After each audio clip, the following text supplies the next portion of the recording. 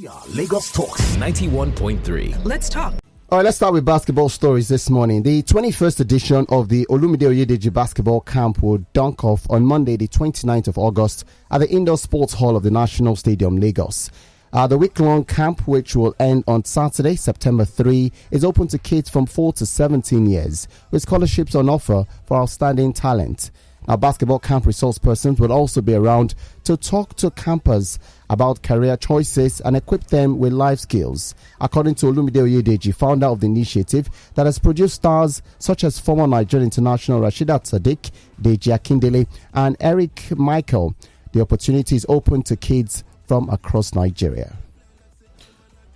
The head coach of the Athletics Federation of Nigeria, Seigha Porbeni, has blamed the dwindling performance of the nation's men in recent international competitions, including the World Athletics Championships at Oregon, US, and the just concluded Commonwealth Games in Birmingham, England, on stakeholders' refusal to deploy science in athletes' identification, growth, and development. Team Nigeria made big headlines at Oregon through the efforts of world record breaker hurdler Tobi Amusan and long jumper Ese Brume, who won gold and silver respectively on the last day of the competition after all the male athletes had fizzled out. And at the Birmingham 2022 Commonwealth Games, which ended on August 8, Nigeria recorded our best performance ever, winning 12 gold, 9 silver and 14 bronze medals. Women won all the gold medals. In his article entitled Dwindling Performance of Nigeria's Male Track and Field Stars at the weekend, Porbeni said the country is blessed with with the Africa Athletics Development Center established by the Confederation of African Athletics at the University of Port Harcourt, with Professor Ken Anugbeje as the director, adding, however, that Nigerians don't make use of it. Well, let's stay with Nigerian sports. The Minister of Youth and Sports Development, Sunday Dare, has showered praises on 11-year-old Stephanie Onusiriuka, who won gold medal 2 days ago at the ongoing Africa Gymnastics Championship in South Africa. The Minister of Sports, while praising the teen sensation, attributed her outstanding performance in South Africa to the deliberate and conscientious attention by his ministry to grassroots sports development. He said, "Right from my inception as the Minister of Youth and Sports Development, I took interest and followed the development of this talented young gymnast, Stephanie. At the 2019 National Youth Games in Ilorin, she grabbed several silver and bronze medals to become Nigeria's youngest medalist in gymnastics." Anthony Joshua claims he only lost to Oleksandr Usyk due to the Ukraine as being the southpaw. AJ saw his heavyweight world title dominance go up in smoke in September when the left-hander outboxed him. But the Watford ace had bizarrely said the Tottenham Hotspur Stadium lost despite Usyk's undisputed cruiserweight reign, and the 335-15 amateur record was purely down to his stance. The London 2012 Olympic gold medalist said fighting a lefty is a nightmare and is a good one as well. We've also got stories from tennis. Rafael Nadal has expressed his gratitude towards Serena Williams for the inspiration and influence the American has provided throughout her years within tennis. Plenty of memories, Nadal said, smiling before Williams' imminent retirement from the game. He added, "She's one of the greatest sportsperson of all time. I feel lucky to share a tour for a long period with her. Of course, from a selfish point of view, it's sad that she's leaving the tour, but on the other hand, we can't thank her enough for all the things she had done for our sport." The Western and Southern Open marks Nadal's return to competition for the first time since he withdrew before his Wimbledon semi-final against Nick Kyrgios a month ago after sustaining an abdominal tear. Nadal had been scheduled to compete at the National Bank Open in Montreal last week, but because of some lingering discomfort in his abdominal muscle, he withdrew. Nigeria beat South Korea 1-0 on Sunday in the Group C football match at the 2022 FIFA Under-20 Women's World Cup in Costa Rica. Esther Onyenezide's late strike gave the Falconets victory in their second match of the tournament. The Falconets will face Canada in their final group match on Wednesday. The match, which was scheduled for 9 p.m., was shifted to 10:15 p.m. due to heavy rain. In a desperate bid to calm frayed nerves, the Nigerian Football Federation has offered to pay affected clubs 3 million naira while rescheduling the quarter-final games of the Aiteo Cup.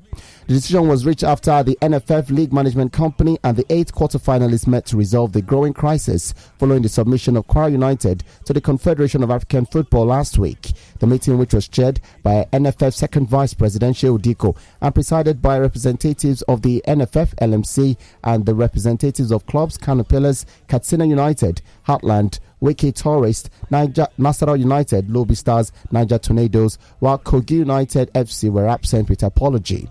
The meeting was to afford the disgruntled clubs the opportunity to discuss where the NFF towards resolving the dispute that followed Kwara United's nomination as CAF Confederation Cup representative.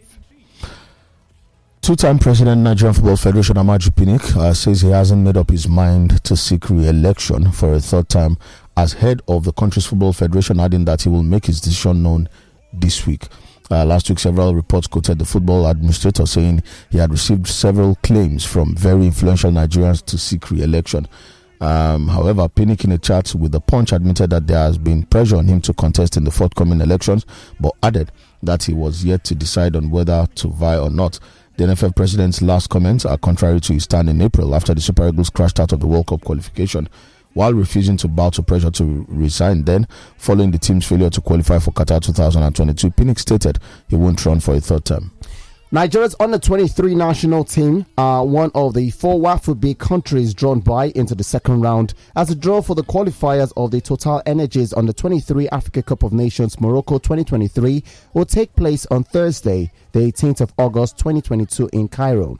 Benin Republic, Cote d'Ivoire, as well as Ghana are the other teams from WAFU B excluded. The Under-23 Cup of Nations in Morocco is scheduled for June 2023 and will serve as qualifying tournament for the Summer Olympics in Paris 2024 as 39 member associations are engaged in the African qualifiers. Morocco are automatically qualified as hosts to the final tournament. The remaining 38 teams will play the qualifiers on home and away basis. An ex-Moroccan head coach, Walid Halilhodžić, has reportedly received an official proposal from Al Ahly to become their new head coach. He was recently sacked by Morocco's national team as head coach just 2 months away from the 2022 World Cup kickoff.